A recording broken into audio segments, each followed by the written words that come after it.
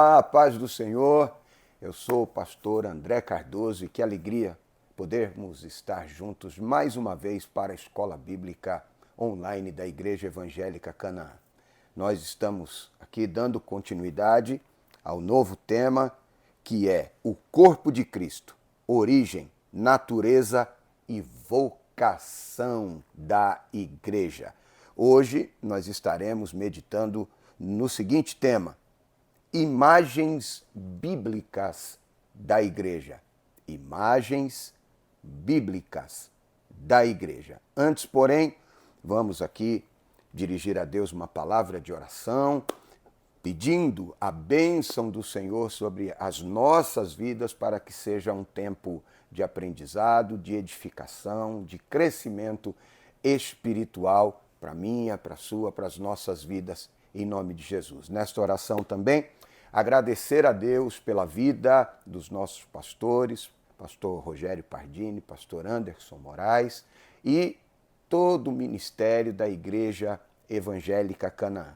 Esse trabalho, embora seja aberto para todos os irmãos de outras denominações e até não crentes, é um trabalho direcionado num primeiro momento, em primeira instância, aos irmãos, à família que é a Igreja Evangélica Canaã.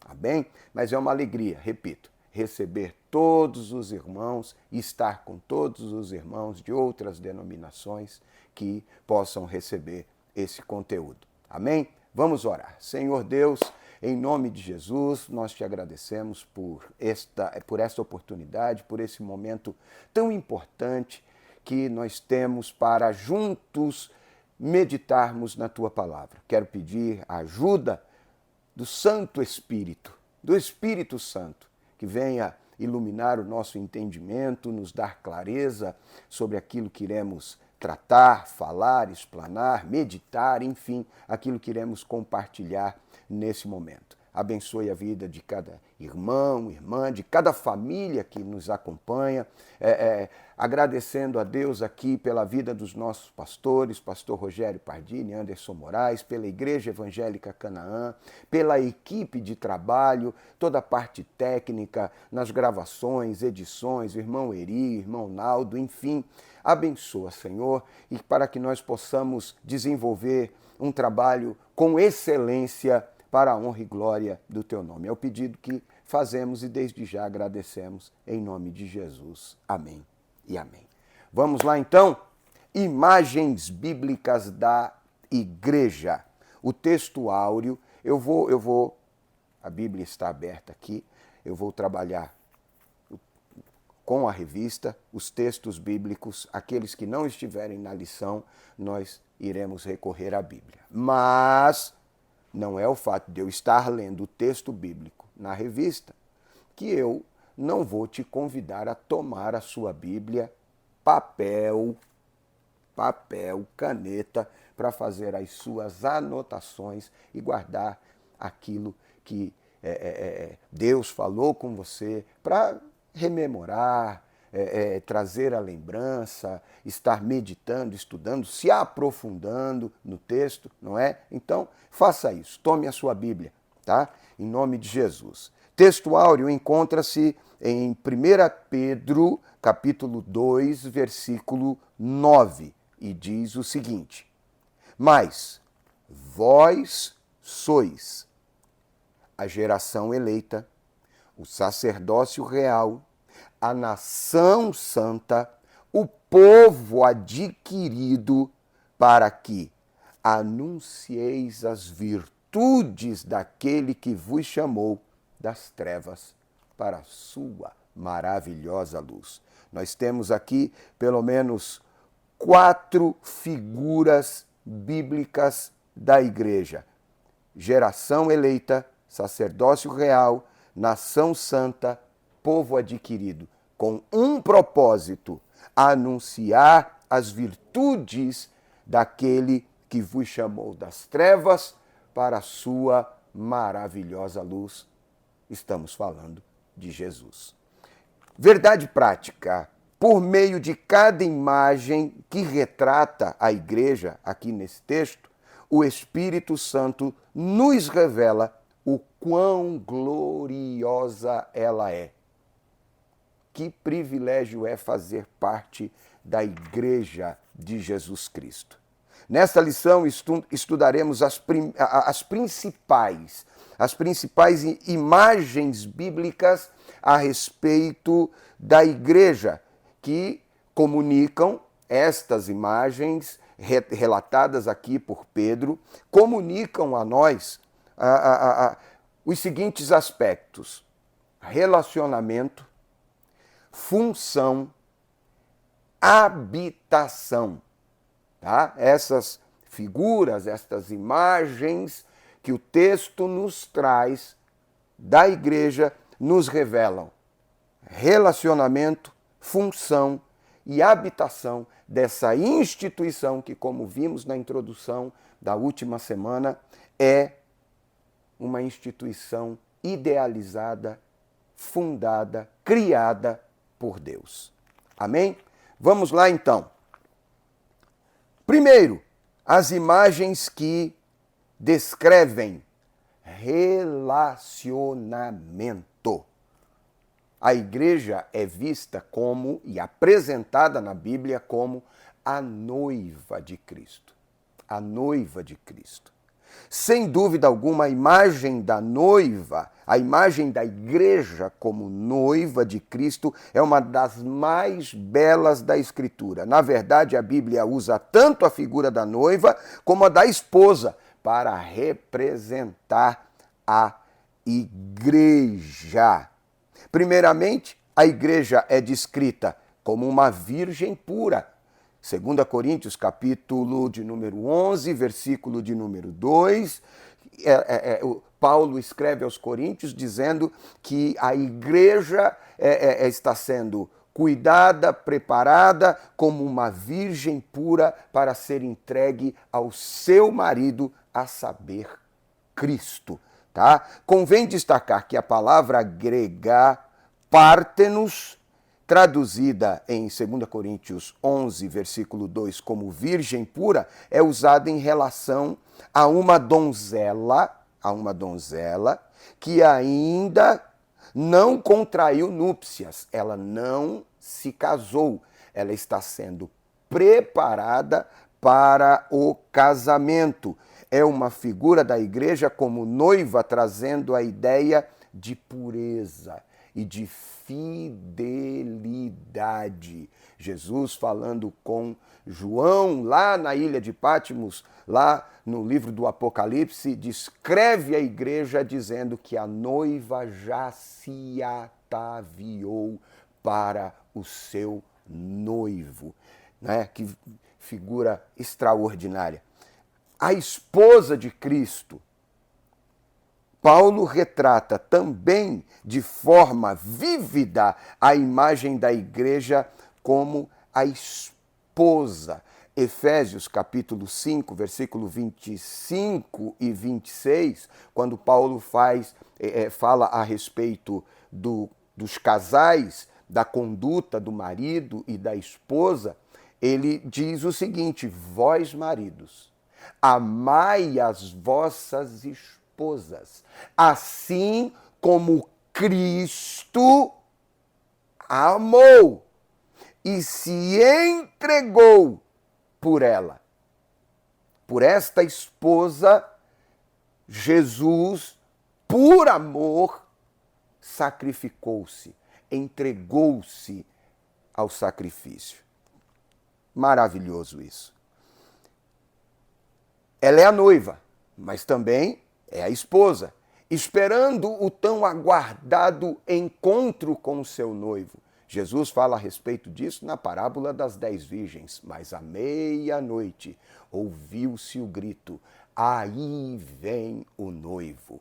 E então dar-se-á o grande encontro. Mas devemos ressaltar que esse relacionamento de Cristo com a igreja é fundamentado no amor. E esse amor deve ser mútuo, tá? O texto de Paulo, em Efésios 5, 25, amai as vossas esposas como Cristo amou a igreja e se entregou por ela. A base é o amor de Cristo. Isso não significa dizer que nós não devamos ter este amor. Tá bom? Então vamos lá. Não é como um relacionamento frio, fundamentado apenas no dever, mas retrata um relacionamento fundamentado, sobretudo, na realidade do amor que se entrega, que se sacrifica, que se doa. Tá? Cristo cuida da igreja e zela por ela, porque a ama. E a noiva, a esposa, por sua vez, por amar, submete-se, obedece, tá? Dialoga, tem um relacionamento estreito, tem intimidade, tá bom? A gente poderia ficar aqui um tempão falando a respeito disso. Essa imagem de relacionamento amoroso entre Cristo e a sua igreja deve ser parâmetro para o relacionamento de todos os casais cristãos. Tá? Alguém diz que Deus, quando cria a mulher, ele não tira do osso do pé, ele não tira um pedaço aqui da caixa craniana, mas ele tira do lado de uma costela, para que ela seja parceira, adjuntora, ajudadora, digna. Digno implica também em tratamento digno. Alguém diz, por trás de um grande homem existe uma grande mulher. Seria mais apropriado ao lado de um grande homem, uma grande mulher. Não é tratar a mulher como se fosse serviçal. Não é porque você é o cabeça da esposa, como Cristo é o cabeça da igreja, que você deve subjugá-la. Não. Ao contrário, a ideia relatada no texto é que se você é crente e ama a Jesus e entende o amor dele por você, você, entendendo isso, se necessário for, irá sacrificar-se pela sua esposa. Porque Cristo amou com amor sacrificial. Tá?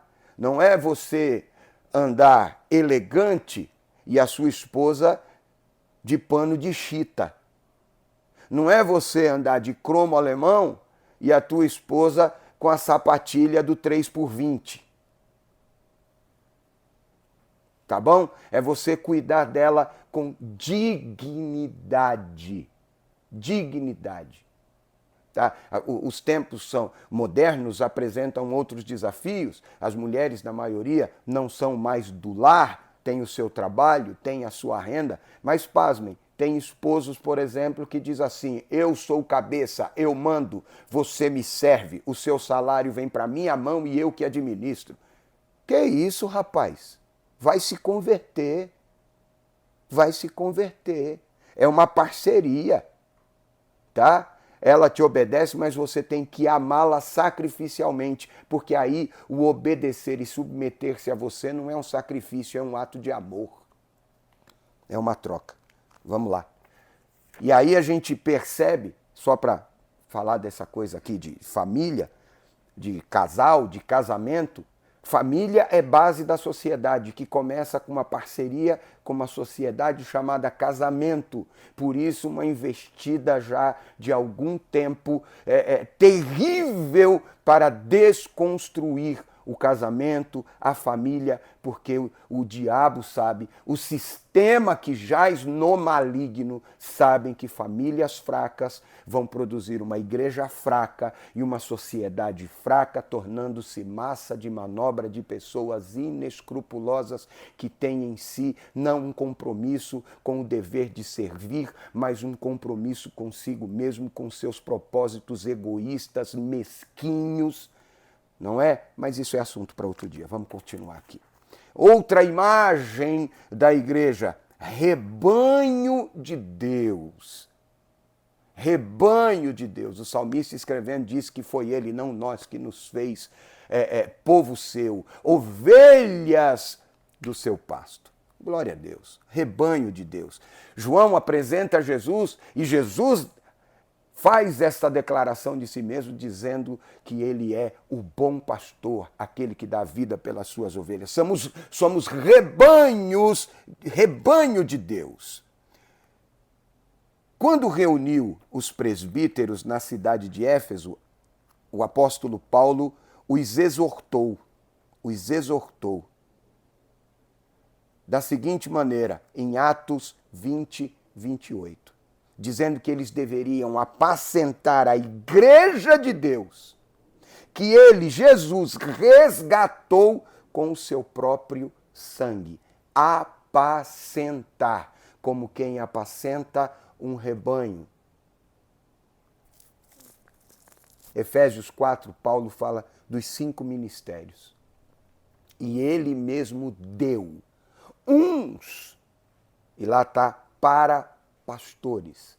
E ele mesmo deu. Deixa eu dar um conselho aqui para os obreiros e pastores, apóstolos, bispos, secretário executivo do Altíssimo. Sei lá qual é a sua. Não estou ironizando ninguém. Tenho amigos que exercem o ministério apostólico, homens de Deus, bispos, conheço, homens de Deus, sérios, compromissados, que entendem que, embora haja o título, o trabalho é apacentar. Entendendo que a igreja é de Deus e que Jesus resgatou com o seu sangue. Ele deu pastores, ou seja, pastor não é dono da igreja, a igreja tem um pastor. Você deve ser dádiva, presente, dom de Deus para a sua igreja e não um tirano. Tá? Não alguém que se usa das ovelhas, mas é alguém que serve às ovelhas. É um princípio bíblico. E Jesus ensina isso na imagem do lava-pés. Quando ele lava os pés dos discípulos, ele veio para servir. E o que se espera de um obreiro cristão que tem a cara de Cristo é que ele sirva. Tá? Não se sirva ou sirva-se da igreja. Deus que chamou é o Deus que cuida, irmão. Você não precisa levar a ovelha para o Moriá para ficar degolando toda hora e arrancando a lã, não. O Deus que te chamou é o Deus que supre as tuas necessidades. O obreiro é digno do seu salário. Tá bom? Vamos lá, também é assunto para outro dia. O rebanho. Apacenta a igreja de Deus, que ele mesmo resgatou com seu próprio sangue.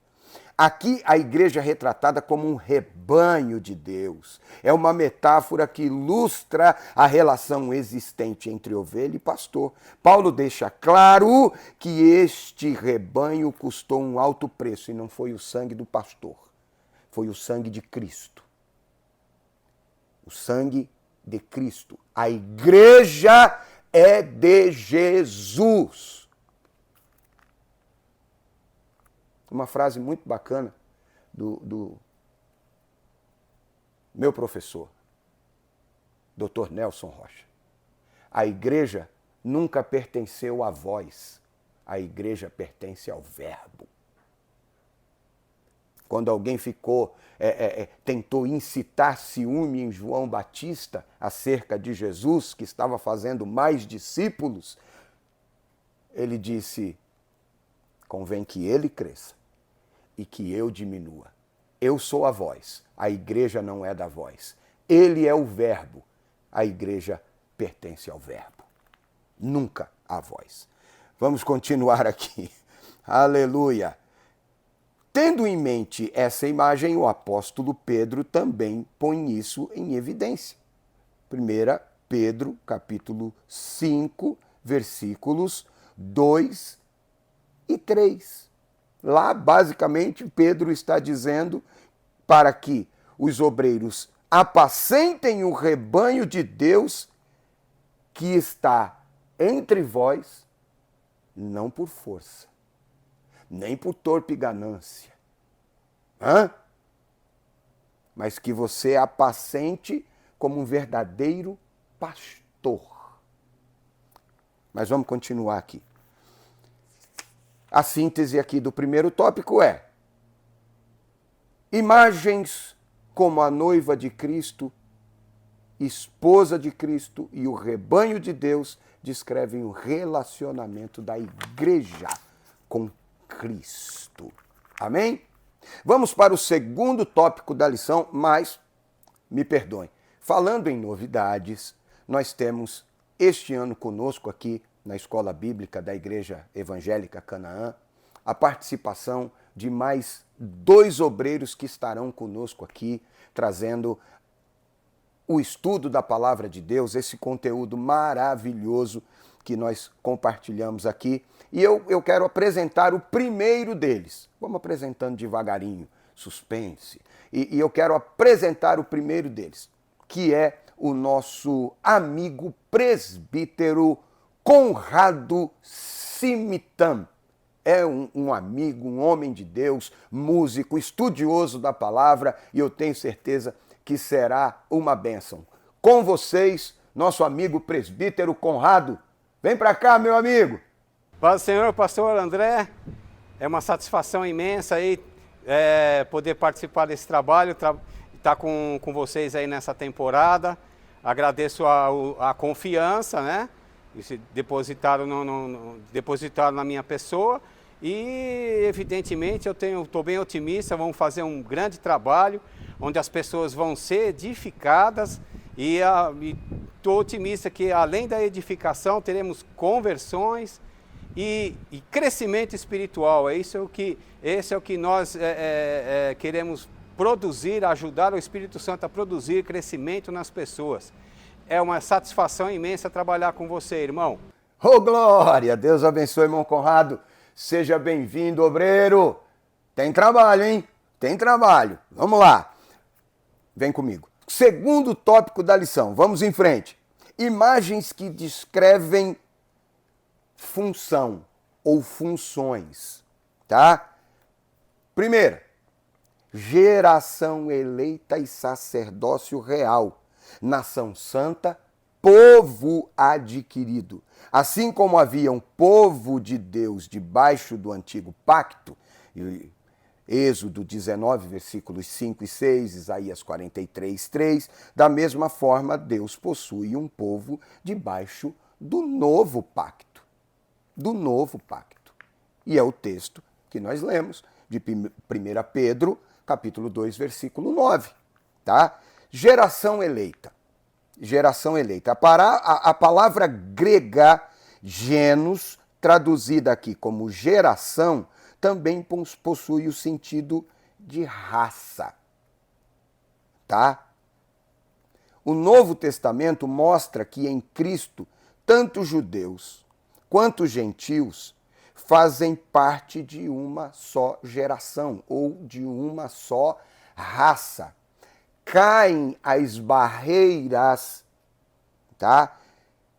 E somos um, que temos tudo em comum por causa do que agora temos em comum, que é Cristo. Pois fomos todos gerados, feitos filhos de Deus em Cristo Jesus. Não é? Então, não há distinção agora que somos crentes em Jesus Cristo, cristãos. Não existe mais distinção de raça, de cor e status social. Tá bom? Em Cristo, todos formam uma geração eleita. Somos o mesmo povo. Embora haja muitas coisas que nos separem, idioma, geografia, cultura, status social, em Cristo somos todos irmãos. Oh, glória! Que coisa maravilhosa! Vamos lá, continuando. Sacerdócio real. Em sua primeira carta, o apóstolo Pedro descreve os crentes que foram ou que formam a Igreja de Cristo como os que exercem um sacerdócio real. 1 Pedro 2, 9. Essa imagem vem do Antigo Testamento, através do sacerdócio levítico. Na Antiga Aliança, Deus escolheu uma família, a família de Arão, para oficiar como sacerdotes, da mesma forma. Mas, na nova aliança, contudo, há uma diferença fundamental. Porque na antiga aliança, o sacerdócio levítico era restrito aos levitas. E levita eram os que ministravam, exerciam o sacerdócio, servindo, sacrificando, limpando, queimando incenso. Enfim, as funções eram... Hoje em dia a ideia de levita é a ideia de músico, é a ideia de cantor. E tem cantor que não é levita. Tem levita que é cantor, mas tem cantor que não é levita, porque não serve. Ele é a estrela maior na constelação do palco que se tornou a igreja. Mas também é assunto para outro dia. Vamos continuar. Há uma diferença fundamental, exercida debaixo da antiga aliança daquele que é exercido na nova. Ali essa função era reservada a apenas uma tribo, a de Levi. Dessa forma, a família escolhida para esta missão foi a de Arão. Por outro lado, debaixo da nova aliança, todo cristão é um sacerdote. Agora, todo cristão tem o privilégio de queimar incenso. Queimar incenso é uma imagem, é um tipo, uma figura daquele que ora. Daquele que ora. Queimar incenso é orar, porque a Bíblia relata o ato da oração sendo recebida no céu como que colhida pelos anjos em salvas de ouro e queimada diante do Eterno, e isso sobe às suas narinas com um cheiro de incenso suave e agradável. Queimar incenso. Todos nós temos esta oportunidade de queimar incenso, isto é, exercer o ministério de oração e intercessão diante de Deus. Eu preciso pontuar duas coisas aqui. Sacerdócio real é no sentido do que diz o escritor aos Hebreus, capítulo 10, versículo 19. Eu vou ler aqui para vocês. Tendo, pois, irmãos, ousadia para entrar no santuário pelo sangue de Jesus. Ele abriu o caminho. Eu posso orar. Eu posso falar com Deus. Versículo 20. Pelo novo e vivo caminho que Ele nos consagrou pelo véu, isto é, pela sua carne. Versículo 21. Tendo um grande sacerdote sobre a casa de Deus. É nesse sentido que somos sacerdócio real. Porque algumas pessoas tomam o texto bíblico para dizer que agora eu não preciso de pastor. Mais adiante nós vamos ver isso. Mais adiante nós vamos ver isso. E aqui, capítulo 13 de Hebreus, está escrito o seguinte. Olha só. 13, 17 de Hebreus. Obedeceis vossos pastores e sujeitai-vos a eles, porque velam por vossa alma como aqueles que hão de dar conta dela, para que o façam com alegria e não gemendo, porque isso não vos seria útil. Não é o fato de que eu sou um sacerdócio real e tenho livre acesso que eu não devo me submeter à autoridade. Ah, mas eu não preciso de pastor para interceder por mim diante de Deus. Não, você pode na tua casa fazer o que Jesus disse, entra no teu quarto, fecha a tua porta e fala com teu pai em secreto. Você pode. Mas você deve ser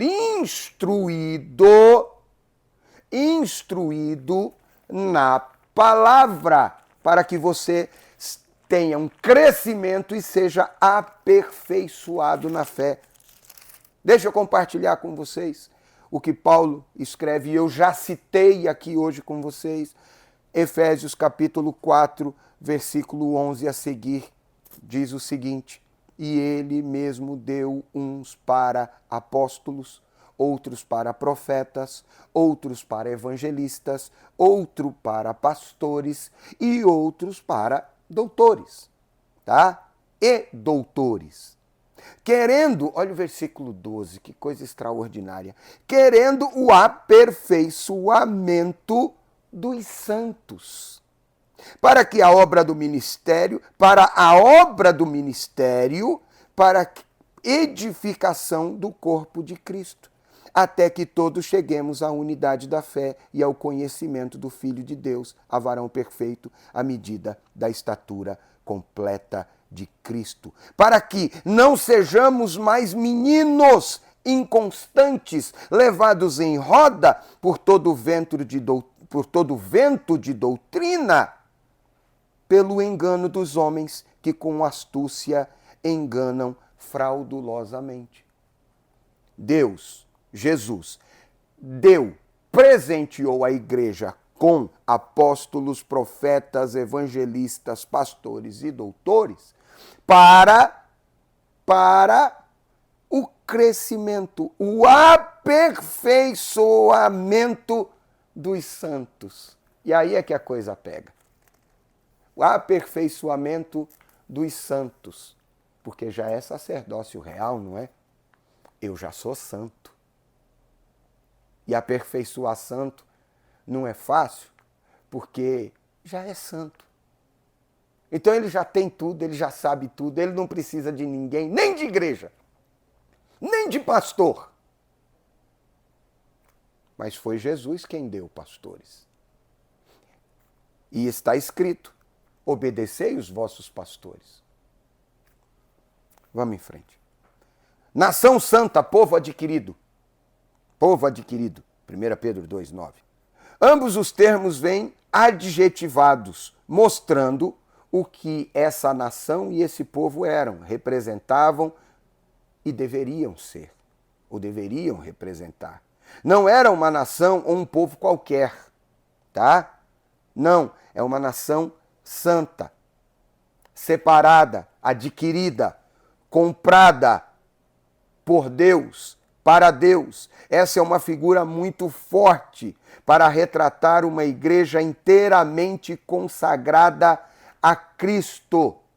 Como já citamos aqui em outros textos, compradas com o sangue dele. Tá? E Pedro mesmo também escreve sabendo isto mesmo, que não foi com coisas corruptíveis que vos comprou Jesus, que vos resgatou da vossa vã maneira de viver. Não, coisas corruptíveis como prata ou ouro, não, mas com o seu sangue. Sangue, com o seu sangue.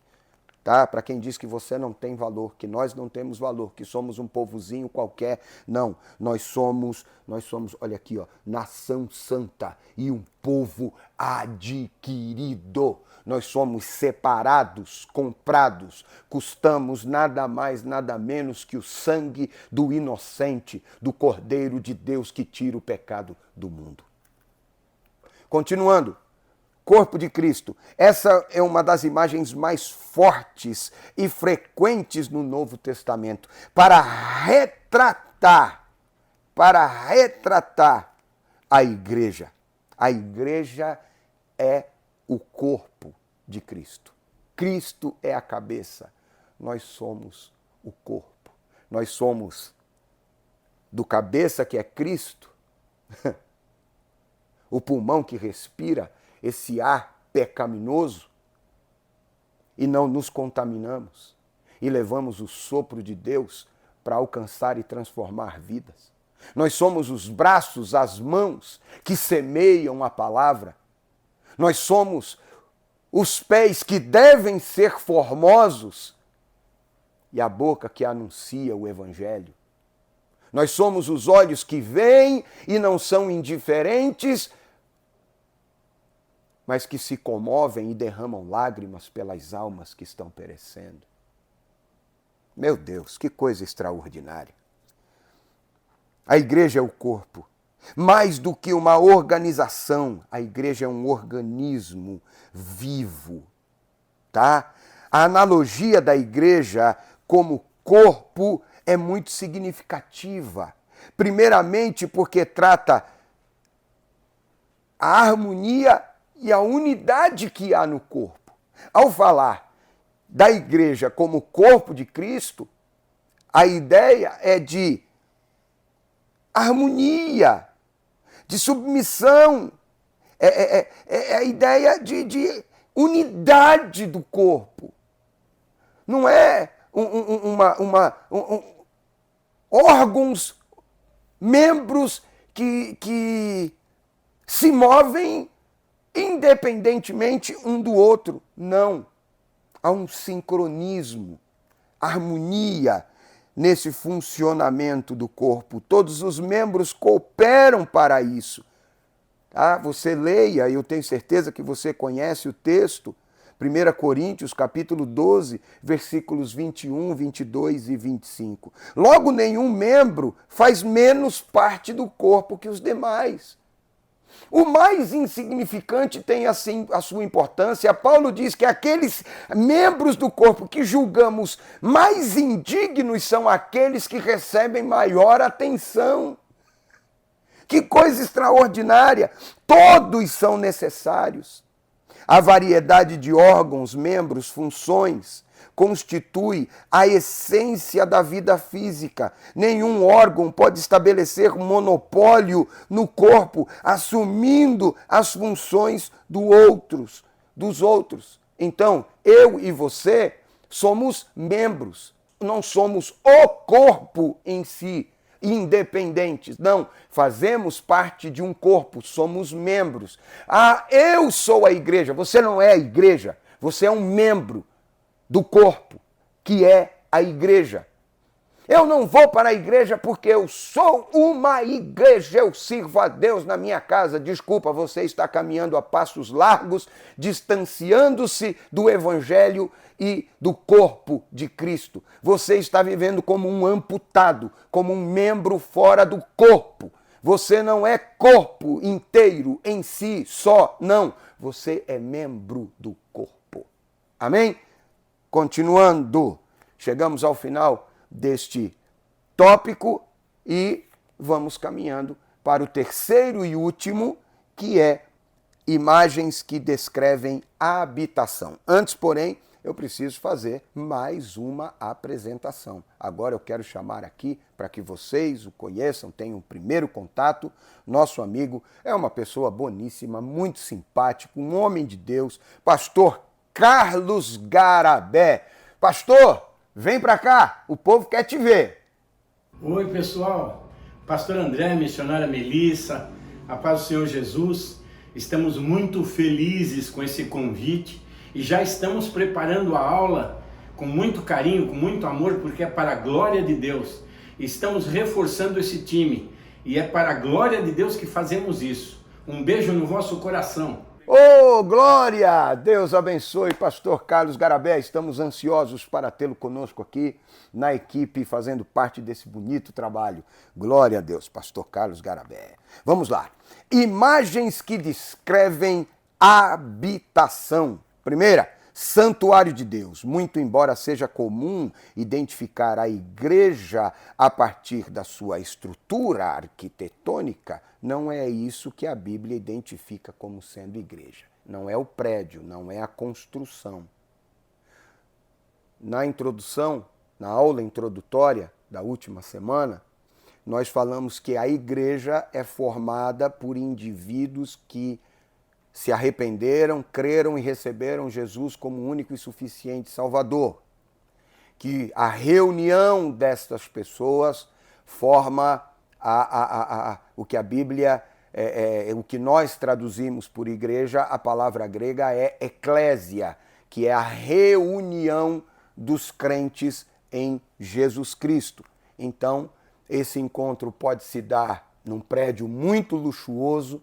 Esse prédio, essa reunião pode acontecer num galpão muito simples, pode acontecer embaixo de uma tenda, como nos interiores do nosso país e em outros continentes, na África, por exemplo. Pode ser uma reunião de crentes embaixo de uma árvore. É igreja. Mas eu vou repetir o que eu disse no tópico anterior. Você sozinho não é igreja. Você é um membro que está se desligando do corpo. Volta logo. Volta logo. Mas vamos continuar aqui. Já mudou o tema, tá? É só para te lembrar. A igreja, ela é templo do Espírito Santo. 1 Coríntios 3,16. Morada. A igreja é retratada como sendo um santuário, a habitação de Deus. Individualmente, cada crente é templo do Espírito Santo.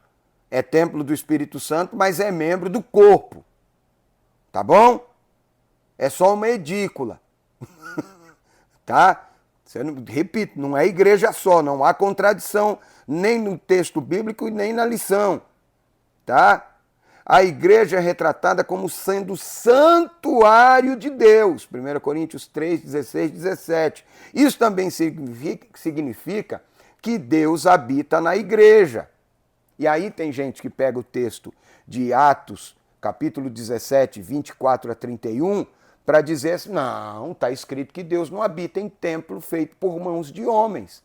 Quando nós nos reunimos como igreja, em um prédio, galpão, luxuoso ou não, até rimou, ali é igreja, porque os crentes estão reunidos ali.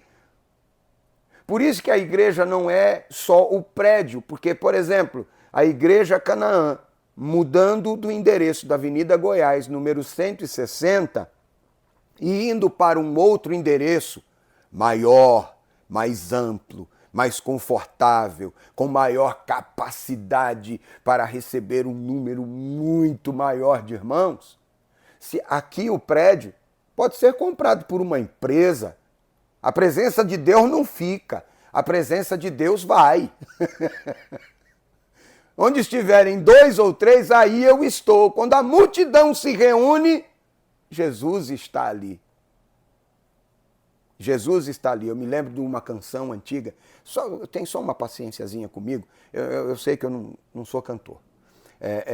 Um hino antigo do irmão Alceu Pires que diz: estando 2 ou 3 reunidos em meu nome, ali estarei. Eu estou sempre no meio, o firme esteio, seguro total. Ele está no meio. Glória a Deus. Isso também significa que Deus habita na igreja. Ela é o seu templo. Nesse aspecto, o apóstolo Paulo alerta para o perigo que há em se profanar o santuário. Porque se alguém destruir o templo, Deus o destruirá. Leia 1 Coríntios 3, versículo 17. A igreja é casa de Deus.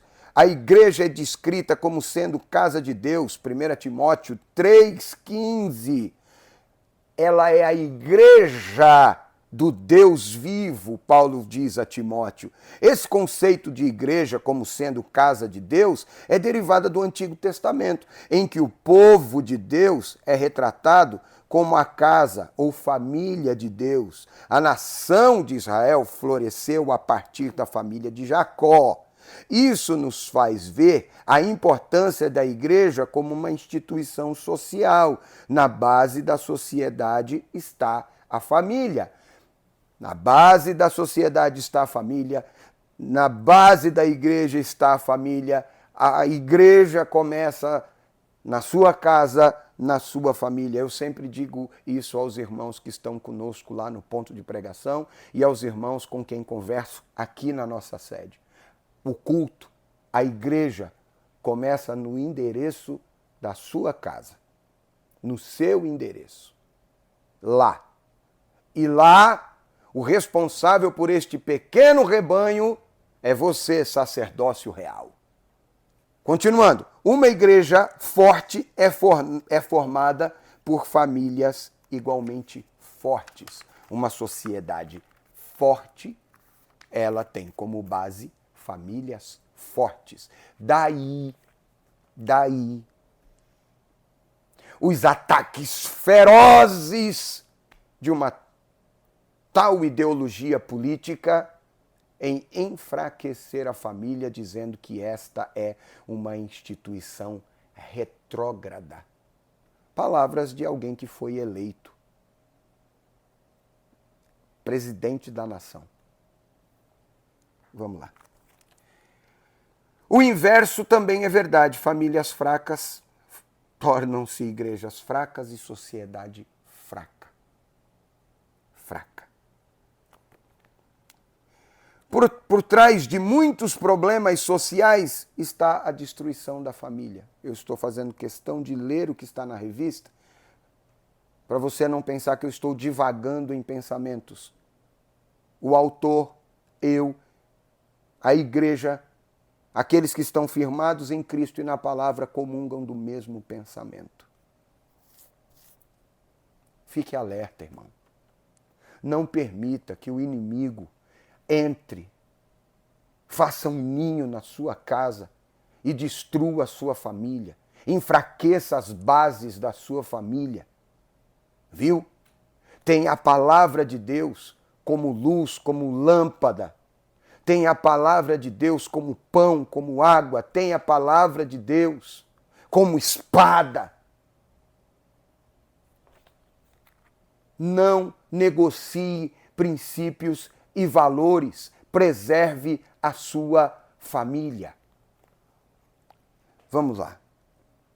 A recomendação de Paulo em 1 Timóteo revela que a igreja se orienta por um padrão moral que deve nortear o seu comportamento na sociedade. Leia 1 Timóteo completo. Ali é um manual onde Paulo fala sobre a necessidade da oração, da adoração, da importância da adoração apropriada. Jesus, tá? É o nosso resgate, nosso mediador. A conduta que deve ser tomada pelo homem e pela mulher, e também a conduta do obreiro, do crente, do pastor, do bispo. Todas essas orientações estão ali, viu? Então leia a sua Bíblia. Terceiro e último, o privilégio de ser igreja. O privilégio de ser igreja. À luz do que estudamos nessa lição, podemos fazer algumas considerações. Primeira, a Igreja de Cristo é uma instituição formada por salvos que se relacionam com Deus e por isso eles fazem parte do seu rebanho. Segundo, a Igreja de Cristo é uma instituição formada por pessoas salvas que exercem uma função sacerdotal diante de Deus e perante o mundo. E em terceiro lugar, e finalmente, a Igreja de Cristo é uma instituição onde Deus habita, vive, opera e se move. É um privilégio fazer parte da Igreja de Cristo. Chegamos ao final da nossa lição, gratos a Deus e deixando aqui um convite para que você esteja conosco na próxima Escola Bíblica da Igreja Evangélica Canaã. Ponto e vírgula, até a próxima, permitindo Deus. Shalom, shalom, como diz o nosso pastor Rogério Pardini. Deus abençoe em nome de Jesus. Beijo no coração.